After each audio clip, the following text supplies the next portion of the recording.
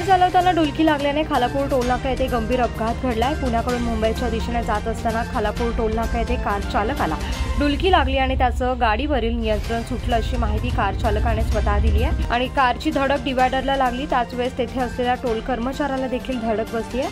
कारमधील वयस्कर आजी आजोबा गंभीर जखमी झाले असून वाहन चालक, त्याची पत्नी, त्याचा मुलगा आणि मुलगी यांना किरकोळ स्वरूपाच्या जखमा झाल्या आहेत। सर्व पेशंट्सला तातडीने एमजीएम रुग्णालय पनवेल येथे शिफ्ट करण्यात आले आहे। तर देवदूत यंत्रणा, आयआरबी पेट्रोलिंग, महामार्ग वाहतूक पोलीस यंत्रणा, डेल्टा फोर्स, महाराष्ट्र सुरक्षा बलचे जवान, लोकमान्य अँब्युलन्स सर्व्हिस आणि हेल्थ फाउंडेशनच्या माध्यमातून या अपघातात मदत कार्य झाले आहे।